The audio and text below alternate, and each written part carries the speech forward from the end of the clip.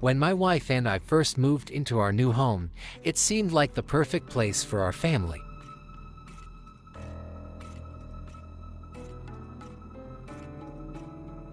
Quiet neighborhood, friendly neighbors, spacious backyard with a beautiful, albeit somewhat neglected garden.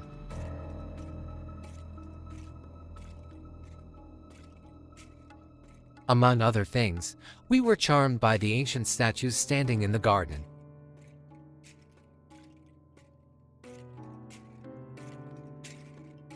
Although their tarnished appearance and scuffs created a somber atmosphere, we thought they added character to the yard.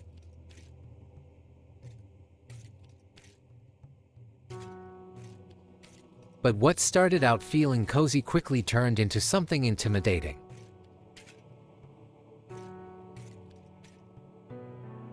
The first few days passed quietly. But one morning I noticed that one of the statues of an angel had turned its back on the house. I thought that maybe I just hadn't noticed it before.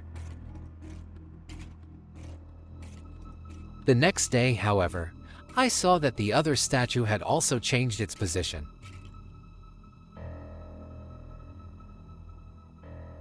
The thought popped into my head either I was starting to go crazy or someone was playing a joke on us.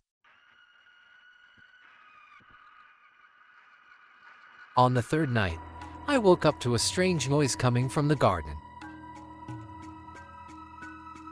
When I went to the window, my heart stopped.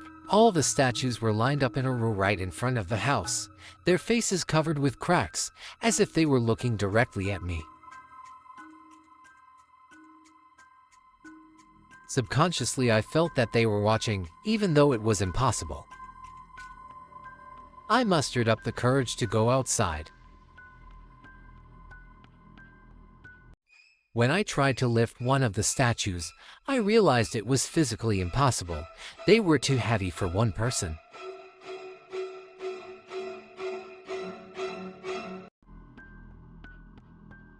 My wife suggested that it could have been the neighbors, but what normal person would carry such massive figures in the middle of the night? The following week, the situation escalated. One morning I discovered that someone had painted on the wall of our house the words, "Go away."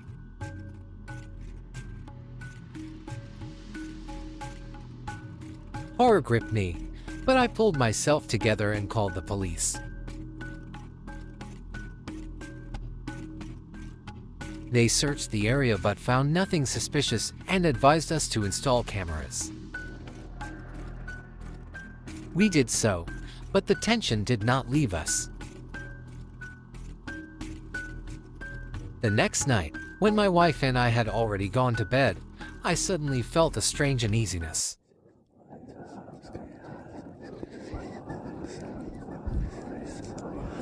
I was awakened by a barely perceptible rustle from the garden.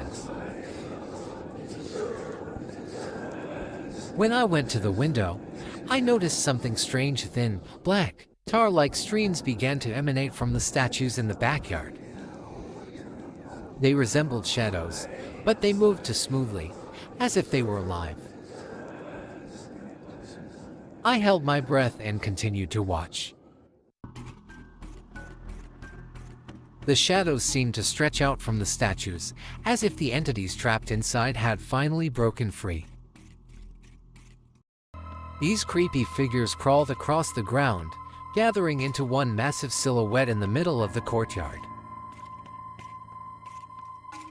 A paralyzing shiver gripped me as I saw this silhouette spread something resembling wings and abruptly disappear into the darkness. The next morning, strange marks began to appear on the windows, as if someone had tried to get inside the house. The windows were scratched, and in some places there were fingerprints. In the evening, as we were trying to distract ourselves by watching TV, there was a thud on the window. I ran into the living room and stopped dead in my tracks. There were indistinct silhouettes looming just beyond the glass. They seemed to be made of darkness, but their movements were sharp and purposeful. The silhouettes were scrabbling and banging on the glass, trying to break through.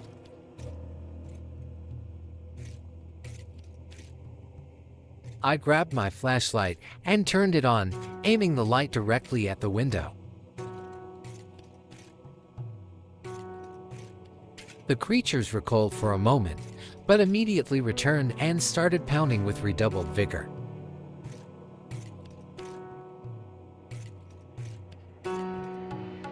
My wife screamed, the kids cried, and I tried to figure out what to do.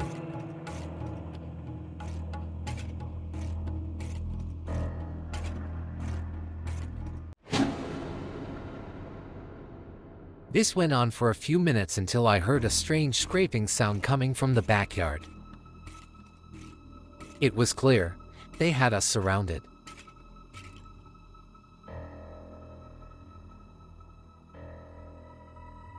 A few nights later, when I was beginning to think the nightmare was over, my wife screamed from the living room.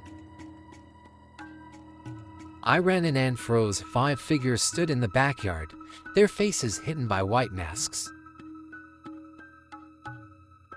They were dancing, their movements resembling something puppet-like and unnatural.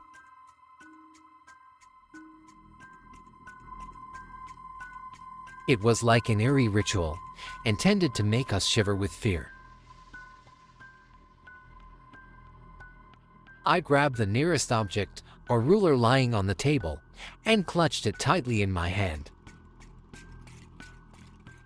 It was more an impulse of desperation than a real attempt at defense, but fear compelled it into action. I took a step toward the door, holding the ruler as if it were a weapon, ready to face the unknown. But as soon as I took a step, the figures stopped their dance and, like a single creature, slipped into the darkness of the garden, dissolving into the night. After this incident, we installed even more protective measures. However, the last night in this house was the worst. I woke up to loud banging on the front door. Then I heard something crunching under the windows. When I looked out the bedroom window, I saw figures moving across the yard. Their faces were lit up by glints of light, and they seemed to be watching my every move.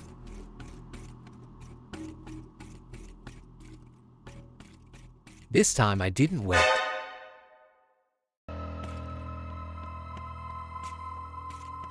We called the police and barricaded ourselves in the bedroom with the kids. When the police arrived, the strangers were gone.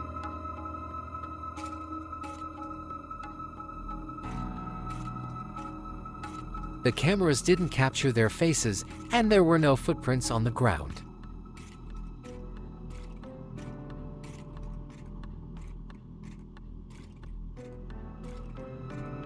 We sold the house within a month, but the feeling that someone was watching us still lingers.